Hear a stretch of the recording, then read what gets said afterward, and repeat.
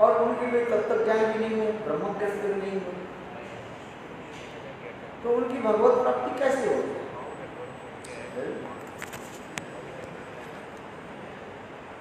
इसी संदर्भ में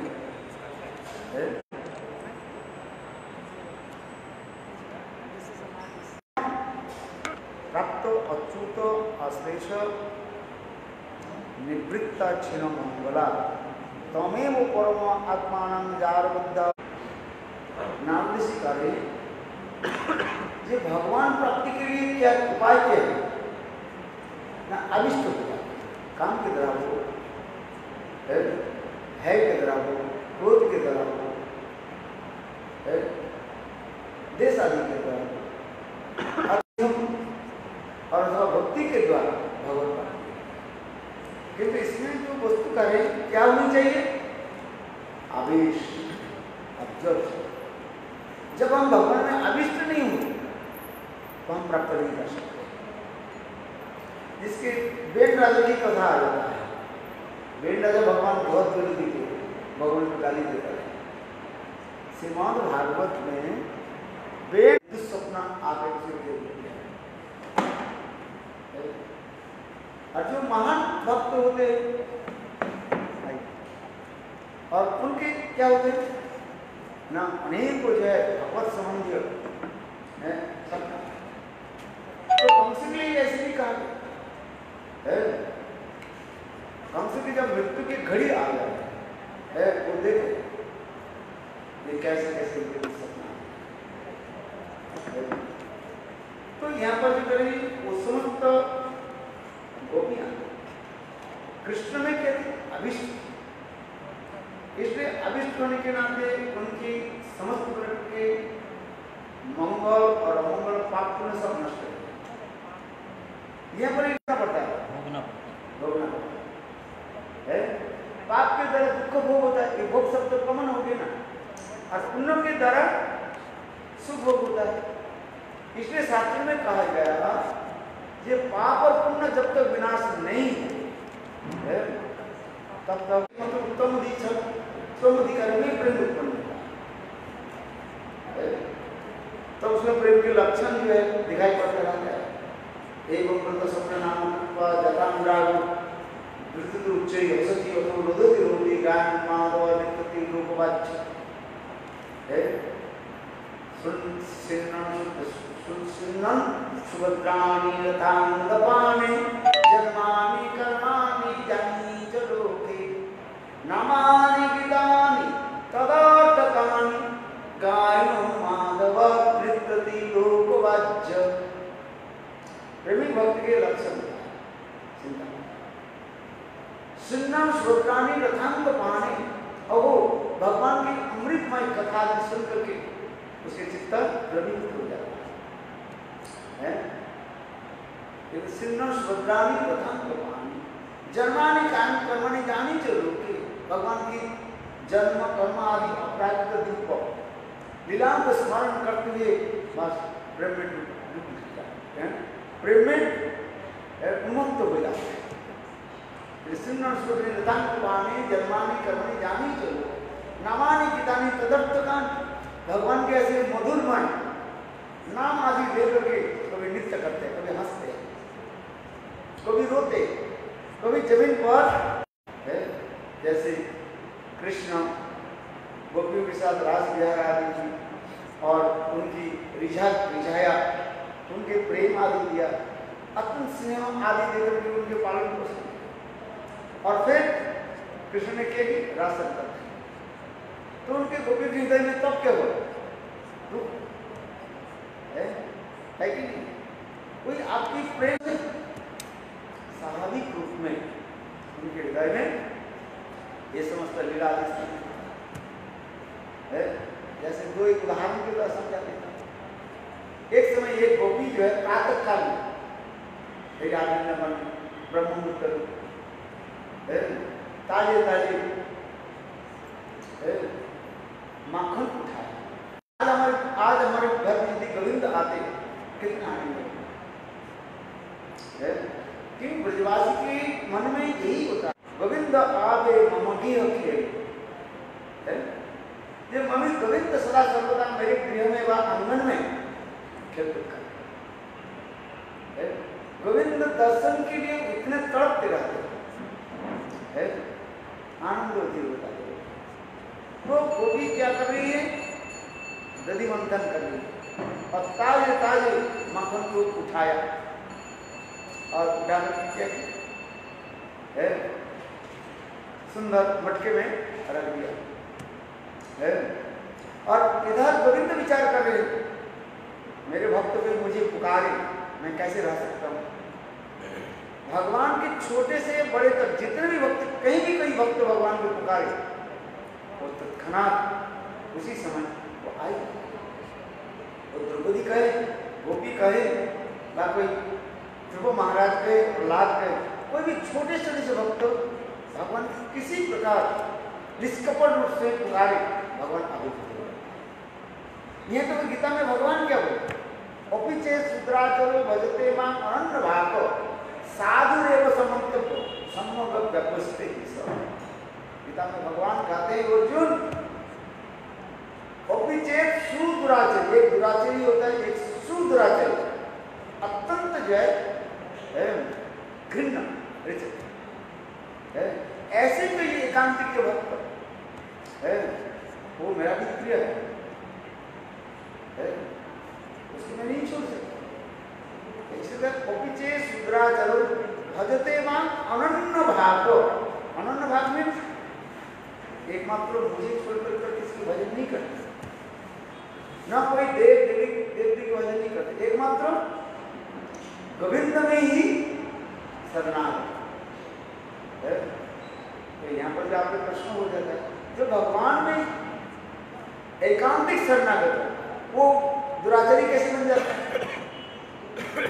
नहीं हो सकता। तो उसके लिए भी ठाकुर हमारे गोसाई पाठ करते हैं कि वो कभी कभी अनेकों कर्म जो है वो नष्ट नहीं होता है, वो कर्म भी कुछ अंश भी रह जाता है और लीला आदि करने के लिए भगवान की इच्छा के अनुसार वो भक्त कभी कोई पैर फिसल जाता है, जैसे आज सर्दी चल रही है, कभी कभी पत्थर में पैर क्या होता है, टकराते हैं कि नहीं है? नाखून में टक जाते, नाखून उड़ जाते हैं, आज जानबूझ करके। ठीक उसी प्रकार मानो उपिचेत सुदुराचर, एक दुराचर एक सुदुराचर अत्यंत जो है घृण्य कर्मान करे। भगवान कहते हो इसलिए भजते मां, किंतु मेरे प्रति अनन्य होने के नाते भगवान कहते तुम उसको साधु मानो, हम तो उसको असाधु करें। जड़ जगत के लोग उसके असाधु कहते हैं, अरे भगवान कह नहीं, उसको तुम क्या मानो? साधु मानो, कि वो मेरे प्रति एकांतिक की निष्ठा रखते हैं। इसे कहते हैं अपिचे सुदुराचारो भजते मां अनन्य भागो। अनन्य भाग भगवान करे वो मेरा प्रिय। इसमें बहुत सुंदर तत्व सिद्धांत है। भगवान कहते हैं भक्त वन पॉइंटेड हो जाता है, किंतु मैं वन पॉइंटेड संभव नहीं, मैं किसको छोड़ू? शिष्य वन पॉइंटेड हो जाता है गुरु के, गुरु वन पॉइंटेड नहीं हो पाए किसी से। हजारों शिष्य, सबको रखना है कि नहीं? सबके साथ तो बाप मधुर व्यवहार करना है कि नहीं है? फिर शिष्य कहते हैं भाई गुरुदेव मैं आपके लिए सोचे, मेरे प्रति आप देखते ही नहीं। इसलिए कहा जाता है एक रस और बहुरस। जैसे धर्म में भक्तिनाथ ठाकुर इसको संदर्भ में बहुत विचार किया, पढ़ कर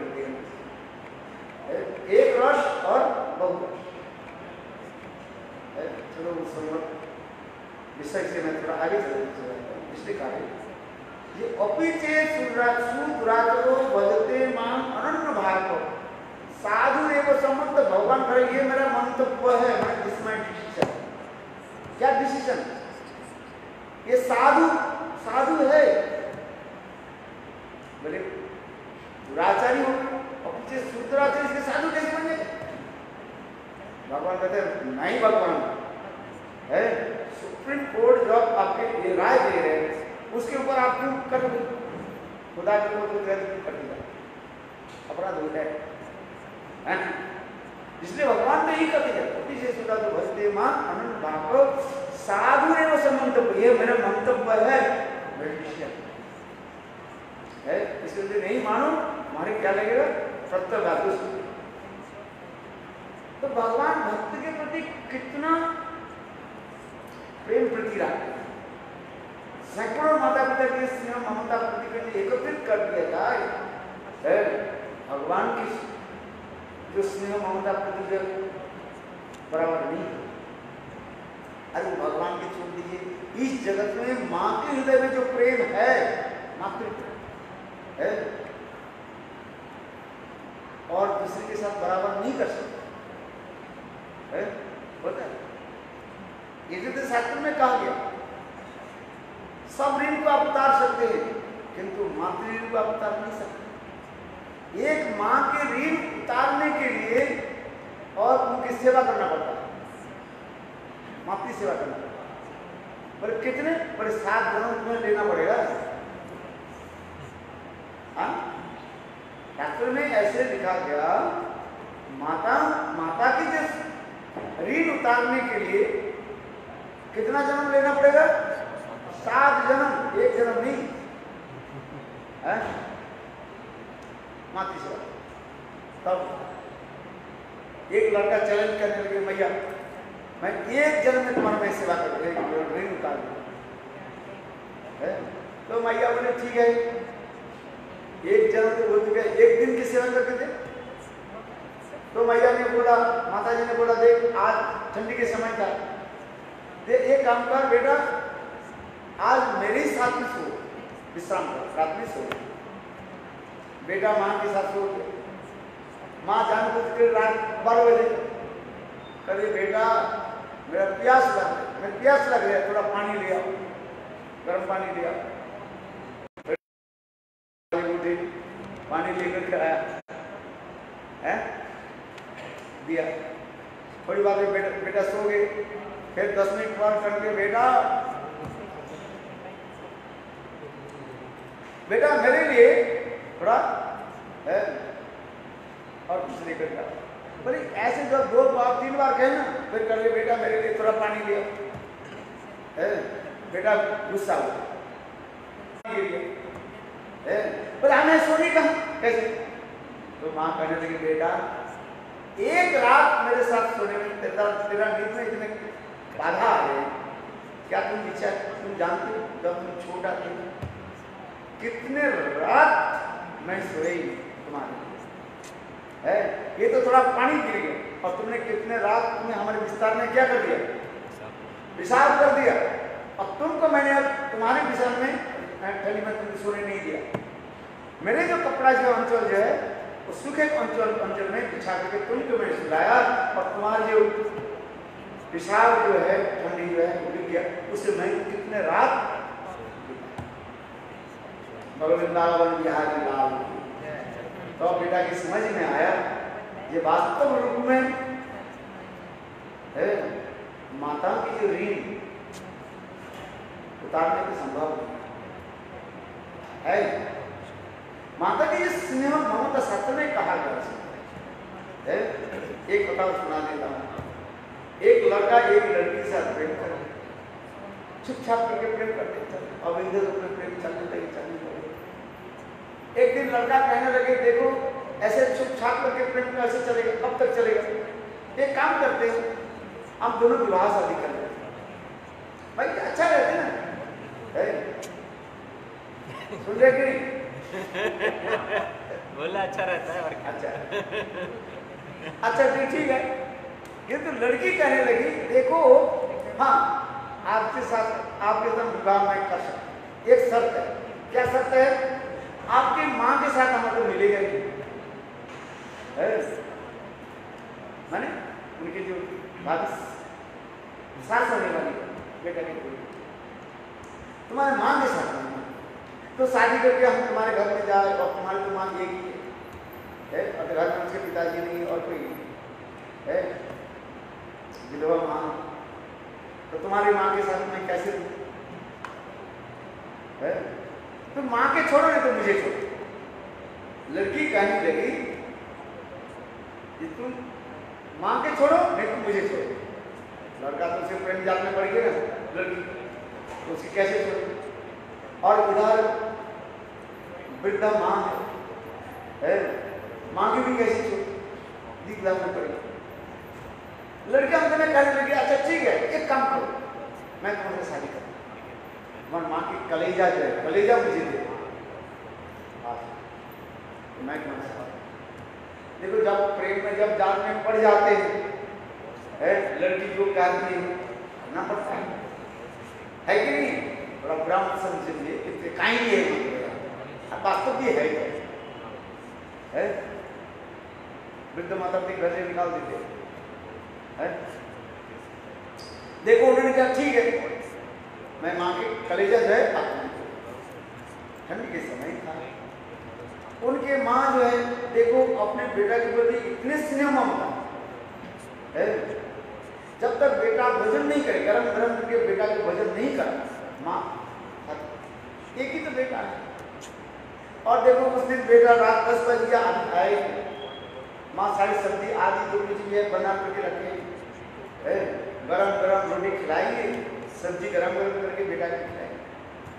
रसोई घर में माँ बैठी हुई है, 10 बज गया 11 बज गया, बेटा कब आएगा? ऐसे करके अधिक रात हो गया। उस दिन माँ एक तो वृद्धा ही थी और माँ शरीर भी ऐसे कमजोरी हो गई। देखो रसोई घर में माँ ने क्या की, इतनी माँ की जल्दी हमारे बेटा कब आएगी, उसको मैं गरम गरम अपने हाथ से खिलाऊं, किंतु बेटा देर से और इधर बेटा ने क्या किया, बहुत शानदार चाकू लेकर गया, माँ सोई थी ना, ऐसे फाड़ा कलेजा को निकाला, देखो और लेकर के आगे चल पड़े। अपने प्रेमिका के कहने लगे देखो तुम्हारे साथ हमारा कैसे प्रेम है, माँ की कलेजा जो है मैं लेकर के आया हूँ। जब चलने लगे थोड़ी आगे चले और इतने समय उनके पैर में एक पत्थर टकरा गए और उनके पैर में जो अंगूठी है ना तो थोड़ी सी खून आ गई और हाथ से माँ की कलेजा भी नीचे गिर गए, दो खंडित हो गए। माँ कलेजे से आवाज आने लगी, माँ की सर से आवाज आने लगी, बेटा तेरे अंगूठी में कितना कष्ट है, मेरे अंचल के द्वारा है तेरे अंगूठी पे मैं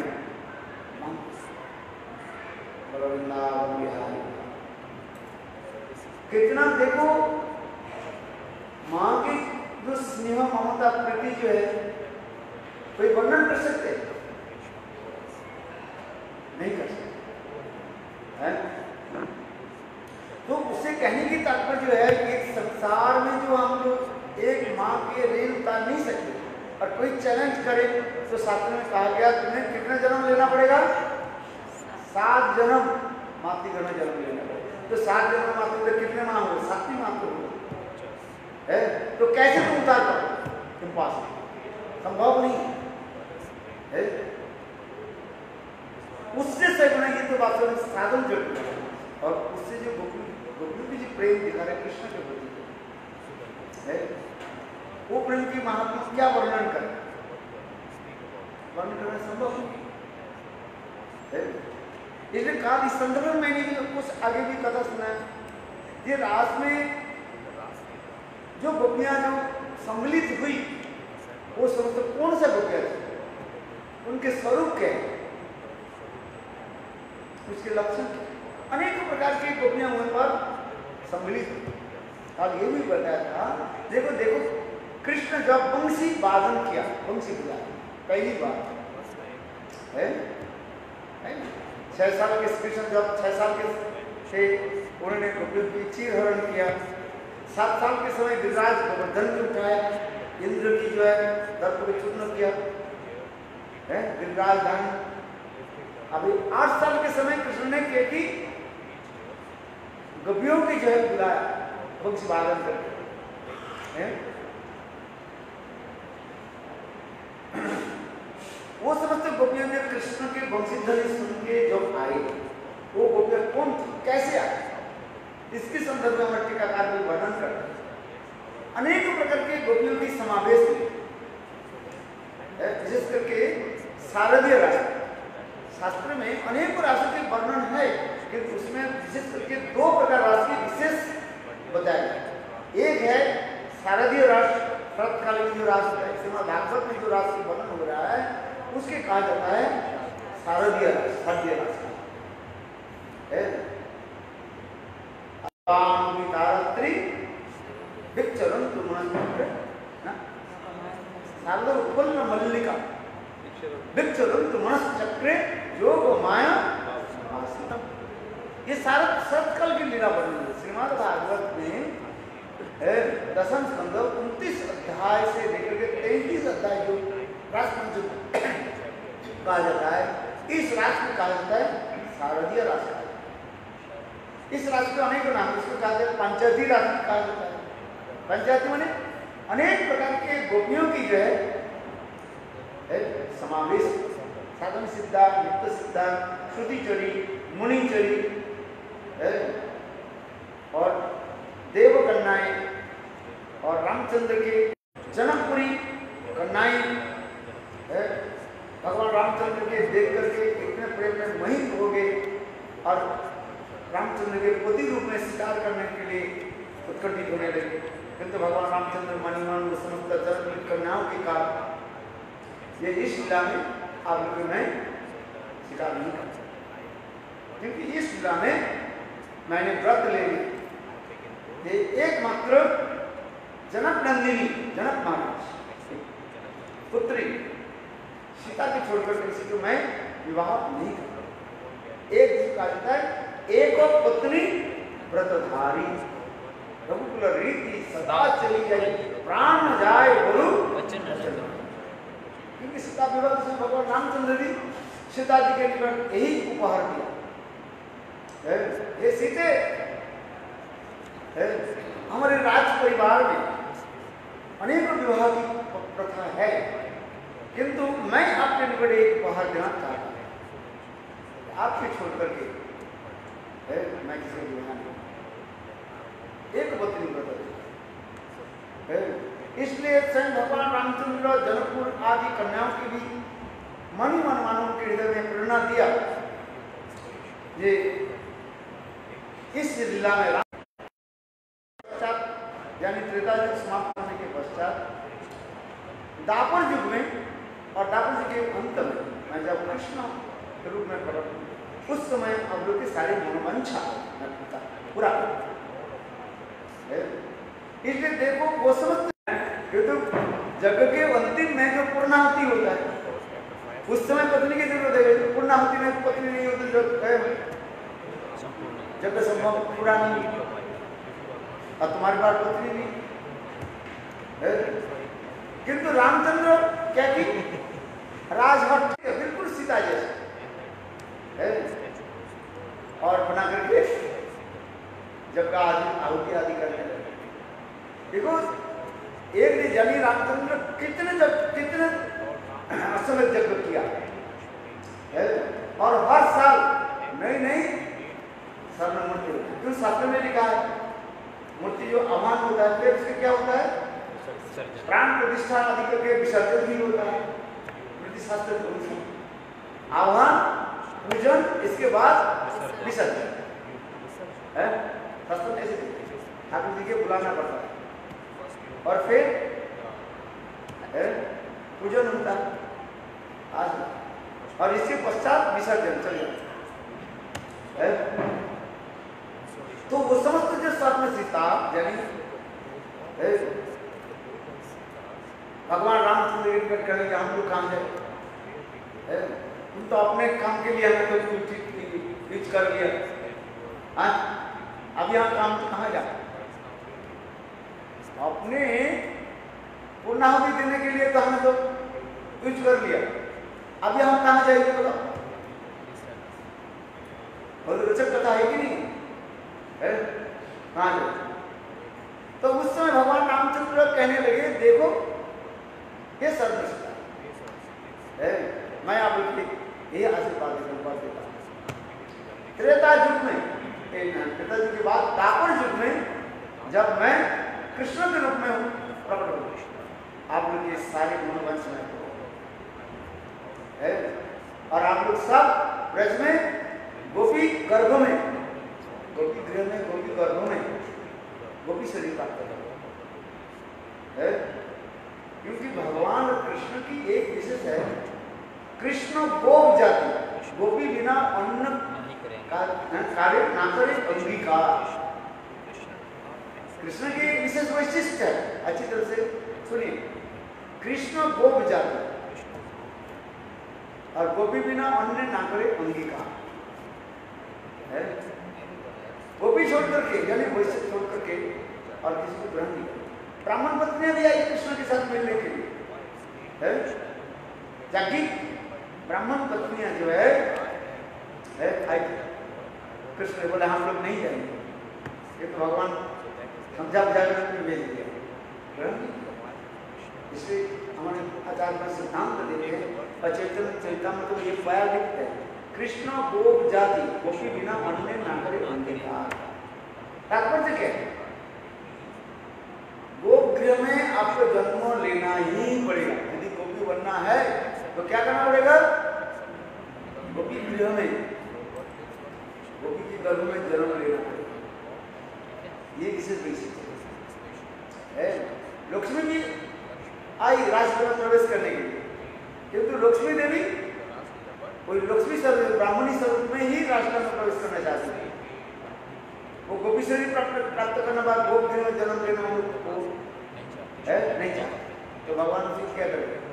बोले जाओ है, बोले मैं तपस्या करते रहो, क्या कर नियम नियम है, नियम पालन करना पड़ेगा है।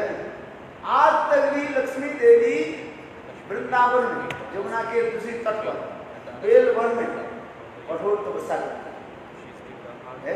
कहाँ वैकुंठ की महारानी है और कहाँ वृंदावन में धूप में बैठी हाथ जोड़कर है। और जगह में लक्ष्मी देवी देखोगे दान कर रहे हैं, ऐसे कर रहे हैं बहुत कुछ कर रहे हैं। वृंदावन में जाओगे ना बेलवन में और लक्ष्मी कैसे खड़ी ऐसे हाथ जोड़कर कठोर तपस्या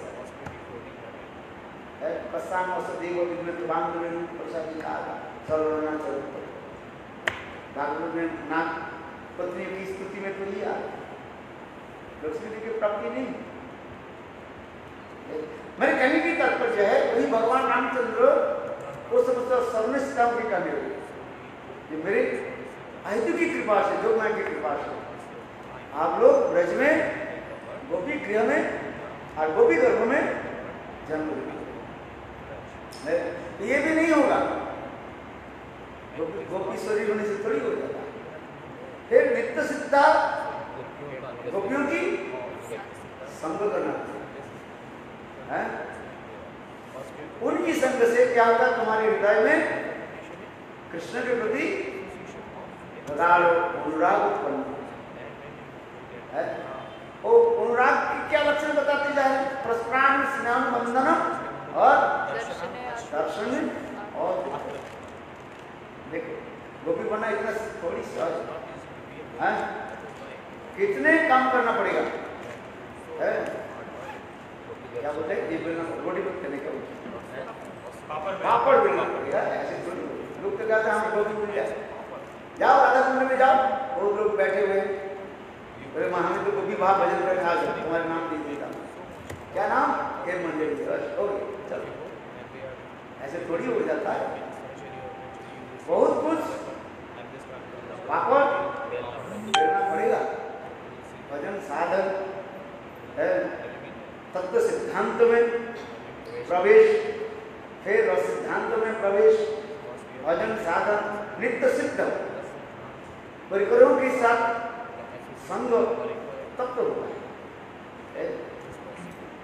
इतने सब करना पड़ता है। लोग सोचते हैं आपको बस मिल गया, हमारे अनेक भक्त है, मैं जानता हूँ है।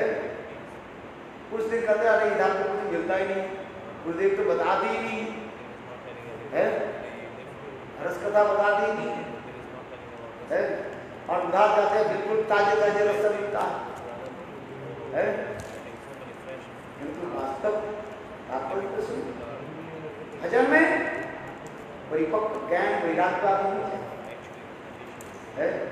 अभी काम को छोड़ नहीं पा रहे हैं, वो भी क्या है कि नहीं? उल्टा फल हो जाएगा, उल्टा बुझेगी राम। पहले तो काम को आदि छोड़े, बाद जो देखो कौन सा बोलो देखो जिया देखो तो पुस्तक देखो एकन देखना तो उसे दीरो सर्वम दीवान बिल्डिंग सब शिक्षा है। और यही जब नहीं हो रहा है तो क्या चिंतन में फायदा क्या? तो भी साथ संत महात्मा गुरुदेव प्रभु कृपा में कोई कुछ बोल देते हैं उत्साह देने के लिए, है? उत्साह देने के लिए ये है, जैसे गुरुदेव उदाहरण देते हैं, माँ क्या करते हैं अत्यंत मूल्यवान हीरे जवाहरात है, वो क्या बोलते हैं गले की जो हार बच्चों को भी दिखाती है तुम्हारा लिए है, किंतु आगे नहीं दे रहे तो बच्चा तुम कहाँ बहुत मूल्यवान है, फिर उसको छुपा कर, और वही जब बड़ी हुई जाती है तो माँ उसको शादी में क्यों वो उस समय वो रक्षा कर सकते हैं, छोटे बच्चे को दे दिया वो क्या करेगा, तोड़ फोड़ करके फेंक दे, बंदर क्या जाने बोलो अदरक का साथ है, बंदर के यदि अदरक दिया जाए जिंजर दिया जाए वो तो कल ये क्या चीज है टक टक करके, अरे अदरक में कितने गुण है, हर रोज अदरक लिया तो गला ठीक रहेगा, है शरीर में बल रहेगा, तेज रहेगा, अदरक में बहुत गुण है कि नहीं? तो तात्पर्य उसी प्रकार की है, अधिकारी बनने पर सदगुरु तब देते हैं, और नहीं तो बस अनधिकार कर देते तो फायदा कुछ। अधिकार नाट्य लोगों का लिख दिया भजन रत्न, अधिकार नालिया सिद्ध देह भावे विपर्जय बुद्धिता सत्य भाव, अधिकार प्राप्त करना, अधिकार नाम से अधिकारी नहीं बने, काम क्रोध आदि दूर नहीं हुआ है, और ये सब सुनकर के बाद ये सब फायदा क्या लाभ? चलो आगे का हम बढ़ाते हैं, आनंद हो रहे हैं। इसलिए यहाँ पर भी कहा स्वयं भगवान रामचंद्र उस वक्त स्वर्ण स्तंभ के कहने है, ये मैं आपको कहता हूँ इस त्रेता युग के बाद दापर युग, वो भी दापर युग के अंत में है, तब मैं रामचंद्र के कृष्ण के रूप में आया, और मेरी जगमाया की कृपा से आप लोग सभी ब्रज में गोपी गर्भ में गोपी शरीर प्राप्त, और मेरे जो नित्य सिद्धा गोपियां उनकी संग से आप लोग के हृदय में मेरे प्रति प्रगाढ़ अनुराग उत्पन्न हो, और तब आप लोग मेरे सर्वोत्तम लीला रासलीला में सम्मिलित हो। कितना सुंदर विचार मैंने इसलिए कहा था, देखो ये जो पंचायती रास, जो शारदीय रास व पंचायती रास अनेक प्रकार गोपियों की जो है समावेश है, साधन सिद्धा, नित्य सिद्धा, श्रुति चरी, मुनि चरी है, ज्योतिकी, अज्योतिकी, ये समस्त जब अनेक गोपियों की बहुत सुंदर सिद्धिका है।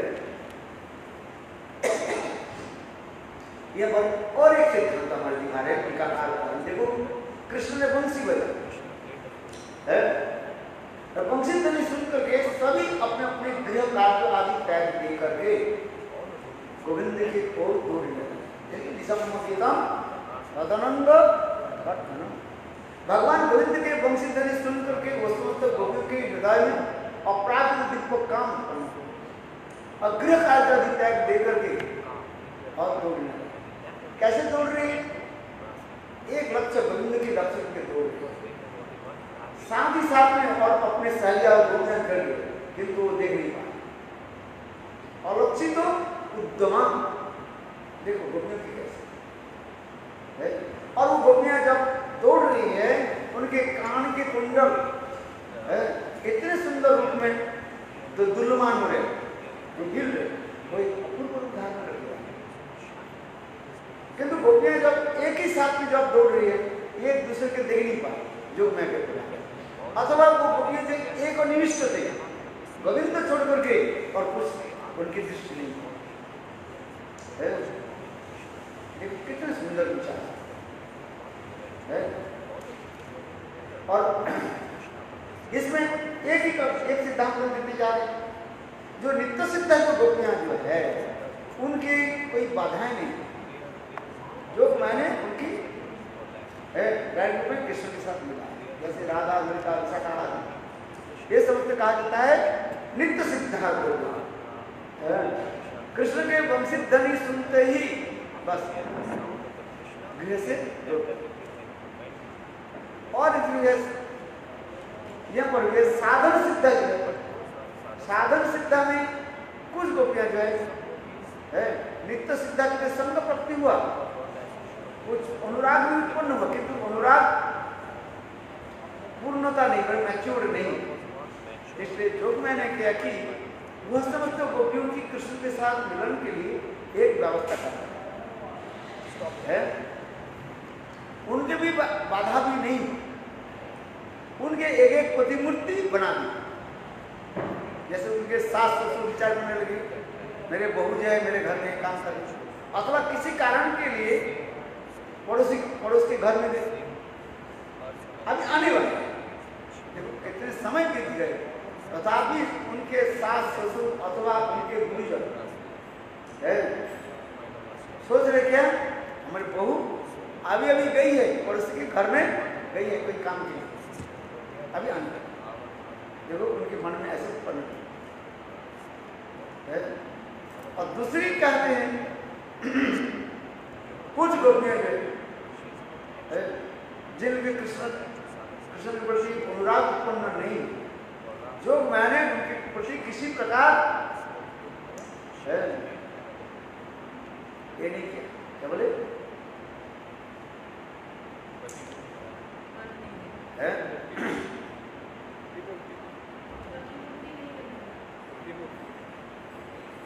नहीं, जो मैं उनके प्रति किसी प्रकार सुनित भाव प्रकाश नहीं किया।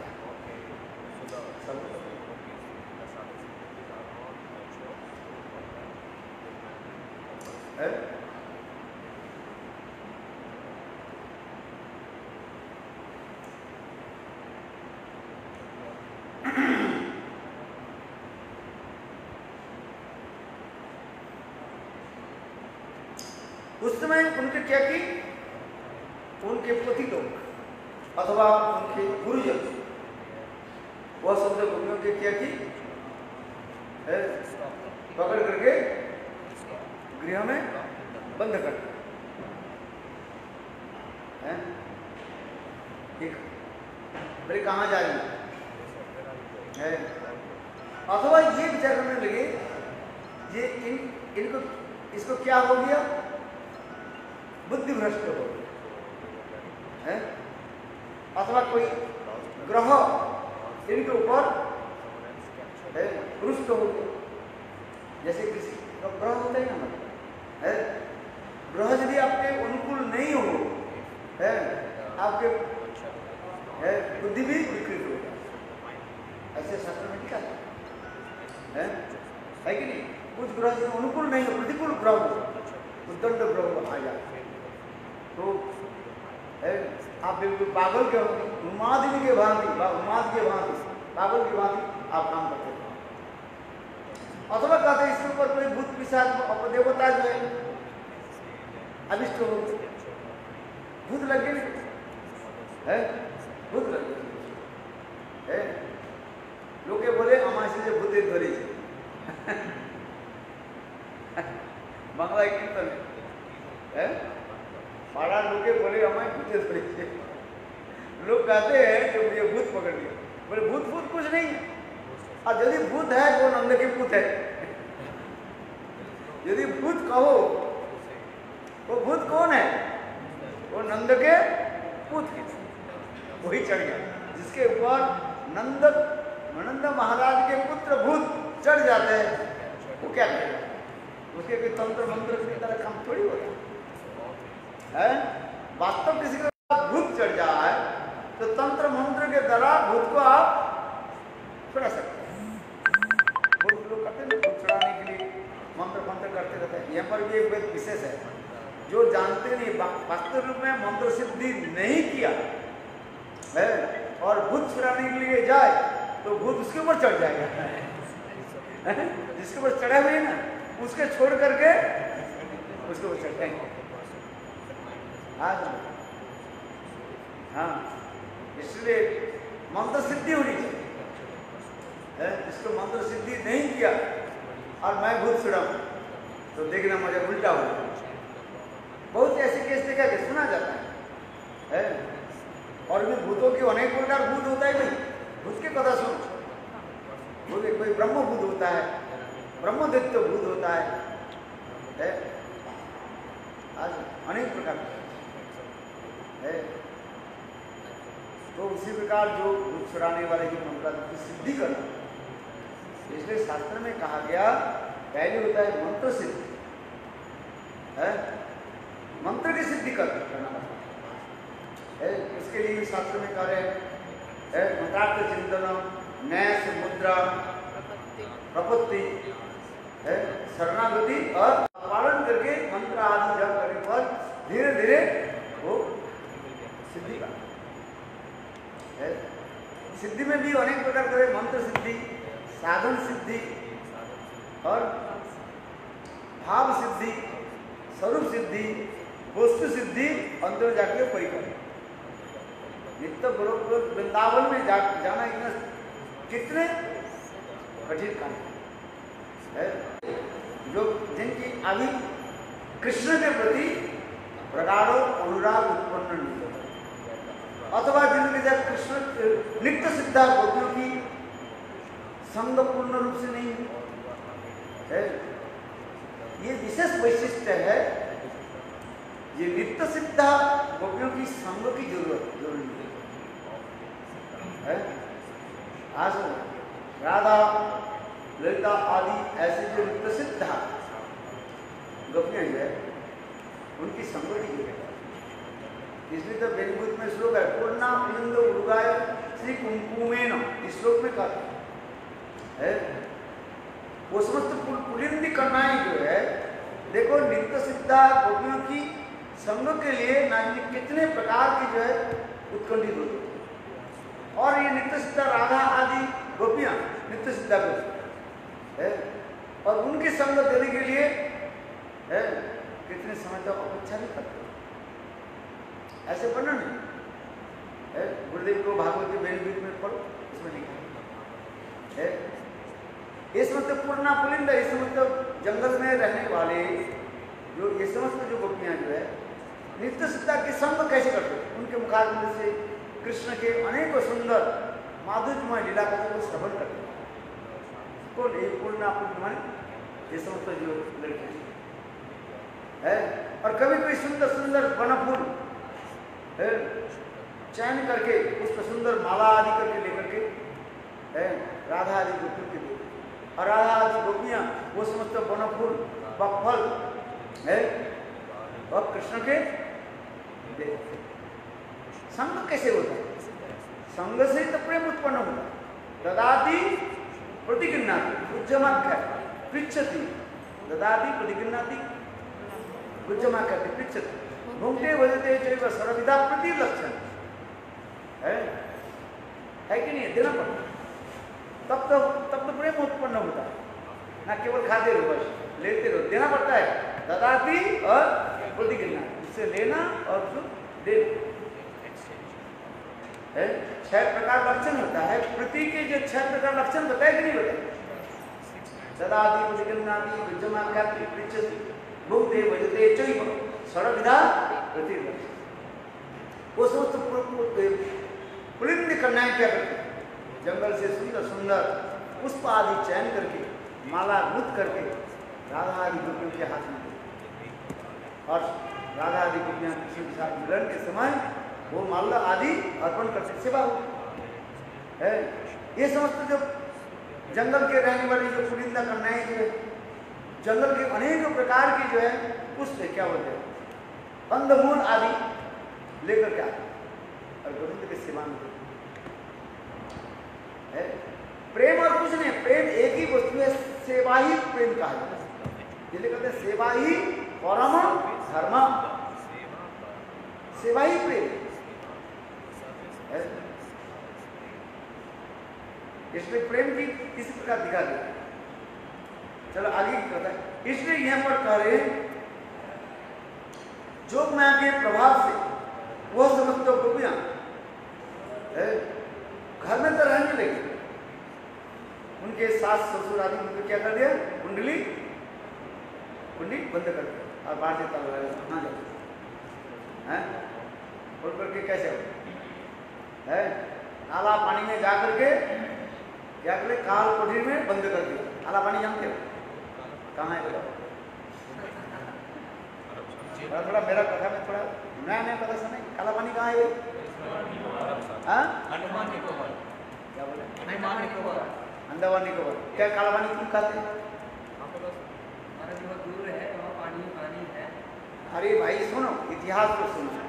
अंग्रेज काल में जब राजपुरी जो लोग होते थे, स्वाधीनता के जो करते थे, उनको क्या करते थे, उनके हाथ पैर में लोहे के सिकल बांध करके वहीं पर जाते हैं और लेकर के वहाँ पर वो ये क्या बोले जेल बना देते हैं। वो जेल भी अभी बहुत कठिन है।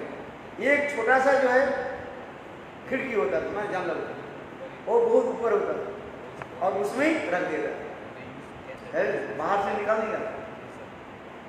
जैसे काला पानी की कथा है, अंडमान निकोबार ऐसे बहुत जाएंगे कहाँ, किसी प्रकार से बाहर आ जाए तो जान है।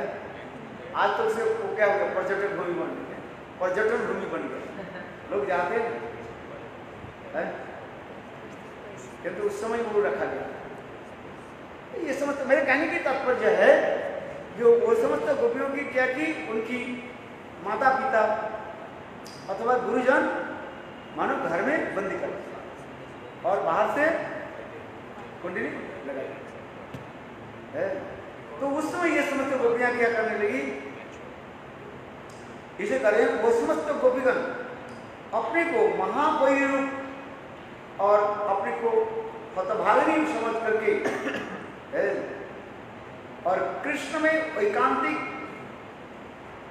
निष्ठा रख करके उसके चिंतन करते करते ध्यानस्थ है। क्योंकि इस श्लोक में आ रहे हैं दुस्सह पृष्ठ विरह तीव्र ताप दुता शुभ ध्यान प्राप्त अच्युत श्लेष निवृत्त क्षीण मंगला।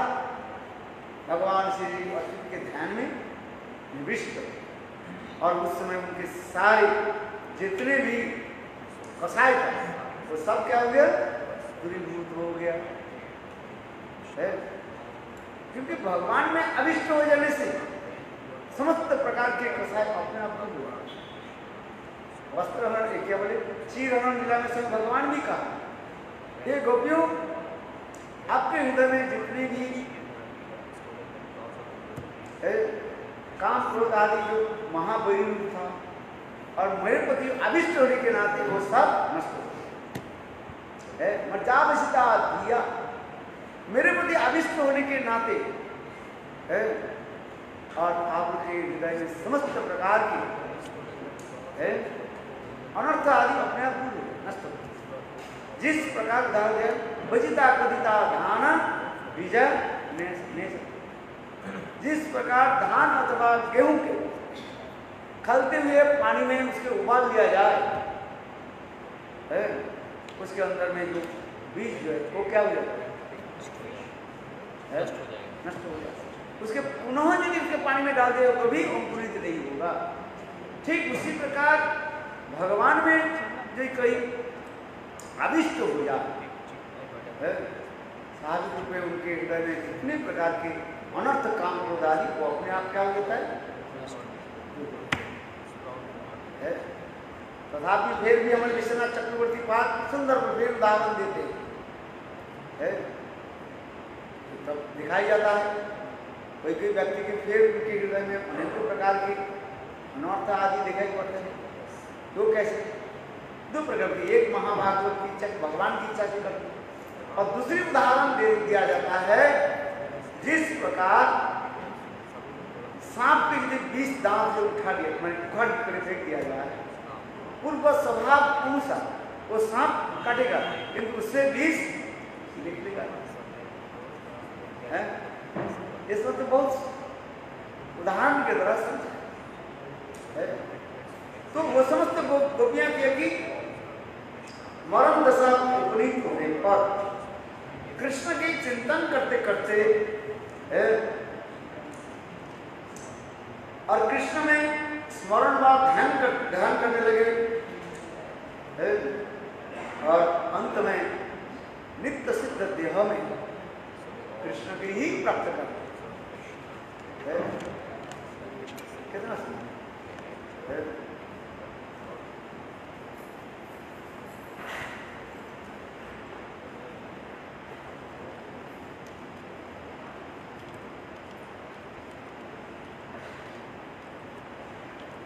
इसमें बहुत सुंदर, जब वो समस्त गोपियां क्या विरह में कैसे कृष्ण के ध्यान करें, इसमें लिख रहा है वो समस्त गोपियां कृष्ण की अपने प्राणबंधु समझ करके और उनके ही चिंतन करने लगे, और हाहाकार शब्द आदि के द्वारा कृष्ण के ऊपर प्रार्थना करने लगे।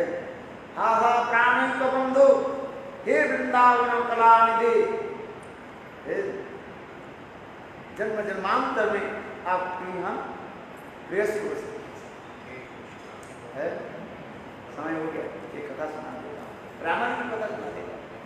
वो जा पाई कि नहीं कि हो गया? वो तो अंतर देह में चली गई ना, यहाँ का शरीर रह है। वो समझते जो गोपियां जो है वो पहुंच गई, वो यहाँ तक क्यों कृष्ण विरह में उनके सारे जो जितने भी ये था, क्या बोले, कसाय था, वो अपने आप क्या दूर हुई को, और अंतश्चिंतित देह यानी सिद्ध देह में गोविंद के निकट रासलीला में सम्मिलित हो गई है। ये भी वर्णन है, देखो कितने सुंदर है, क्योंकि भगवान में अविष्ट हो जाता है, तब जो मैं अपने आप सब कुछ व्यवस्था करता है। तो वही गोपियां तो कह रही है, पति सुतन्नया भातृबांधवा नति विलंगते अंत च्युतगत है। ये भी नित्य सिद्धा इस थोड़ी कही, नित्य सिद्ध उनके कोई पर विभाग क्या है। इसमें भी कोई के टीकाकार ऐसे भी कहते हैं, जिस गोपियों की उनके पतियों के संग हुई है, जो माया उनकी पति किसी प्रकार सौभाग्य भाग प्रकाश नहीं किया, ये भी कोई टीकाकार लिखते हैं। समझ में? किंतु ये कोई संभव नहीं, किंतु यहाँ पर भी कहते हैं टीकाकार विश्वनाथ चतुर्वेदी टीकाकार ऐसी टीका में ऐसे लिखते हैं, ये वो समस्त गोपियां कोई साधन थोड़ी है, उनके पति लोग उनके भी पास कभी आए ही नहीं, जो मैं आने नहीं दिया, न तो तल पे तब उनके बिस्तारे के निकट आने ही नहीं दी। सदा सर्वदा वो समस्त गोपों के क्या कर देते, काम में व्यस्त रहते, कार्य में है। सुबह से लेकर के रात 10 बजे 11 बजे तक है, गाय आदि सेवा में लगा के रखते थे। बहुत रोचक कथा इसमें है। उनके संग कहाँ होगा, दर्शन तक भी नहीं किए। और ब्रज में तो ऐसी होती है, गोपियां जो है घुंघट लगे रहते, उन्हें केवल उनकी मन में एक ही भावना रख दिया कि ये मेरा विवाहिता पुत्री है, बस इतना ही करना है। और वैसे भी महाराज जी जैसे एकमात्र भोक्ता तो श्री कृष्ण है, तो उनके पति के भी मन में जब वो सब तो प्योर ही है ना, जो ब्रज में है सब प्योर है, तो उनके मन में वैसे भी भोग तो आएगा नहीं, तो मतलब नहीं, इसमें जो दिखा रहे हैं उनके विषय कहा जाता है प्रतिमन्न कहा गया है। जो मैंने किसी प्रकार वो समस्त गोपियों की जय अपने उनके पतियों के साथ वर्षों तक कभी नहीं दिया। विश्वनाथ चक्रवर्ती टीका में लिख रहे है। आज बहुत इस वक्त विचार है जो मैं इतने दूर रखते उनके पतियों के जो है उनसे बहुत दूर रहा, क्यों कार्य में व्यस्त रहे, काम में व्यस्त रहे। सुबह 3 बजे उठ करके गाय आदि सेवा के लिए चले जाते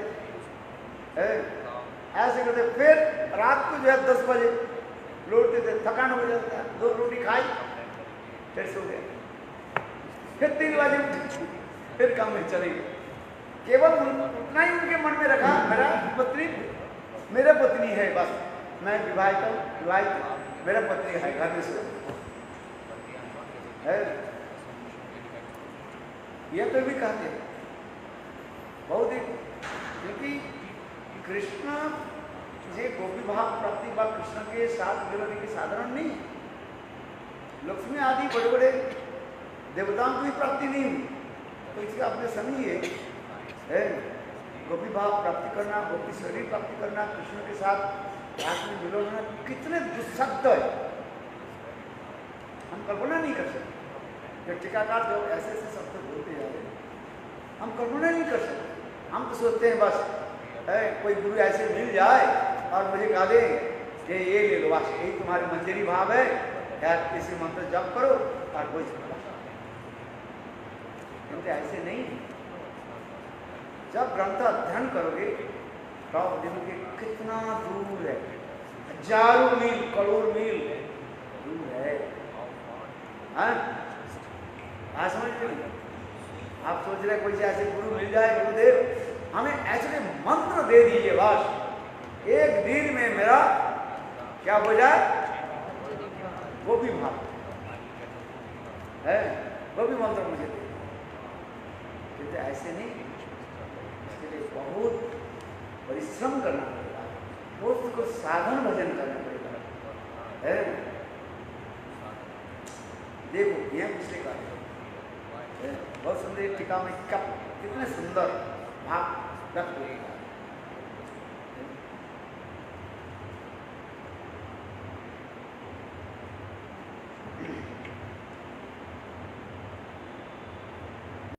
कृष्ण कृष्ण सर्वभक्त, जैसे आप बोल रहे हैं, बहुत सुंदर कथा आपने बताया, बहुत सुंदर।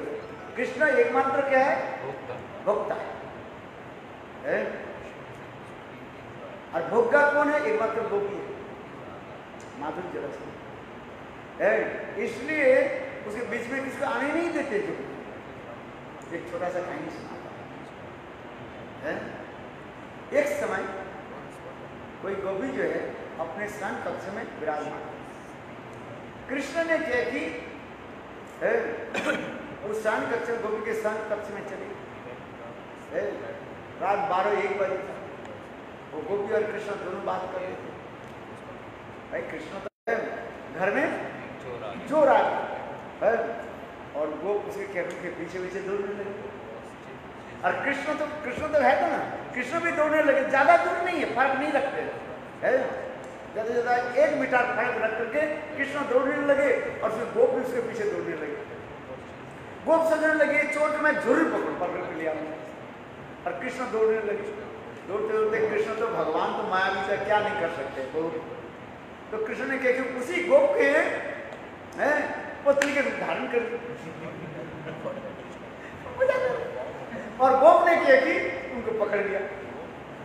जब पकड़ लिया देखा तो अरे ये तो मेरा पत्नी है, तो कहने लगे तुम इतने, मैं तो तुम्हें चोर समझ करके मैं तुम्हारे पीछे दौड़ रहा था, तुम क्यों दौड़े।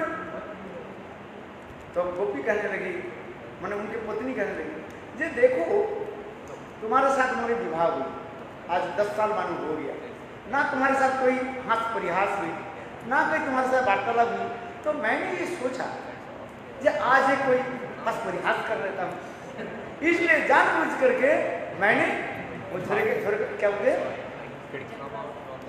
खिड़की से झोरका से जंगल विंडो से मैंने कूद गया, और आप सोचा कि मैं चोर हूँ, मैं चोर, मैं तो आपको पता नहीं। अच्छा, दोनों आप चलने लगे साथ ही साथ। कृष्ण तो ठीक उनके पत्नी की सर से सर मिला करके बहुत सुंदर प्रेमालाप आदि करने लगे, चलने लगे। बहुत सुंदर सुशोभन रात्रि भी था, ज्योत्सना रात्रि,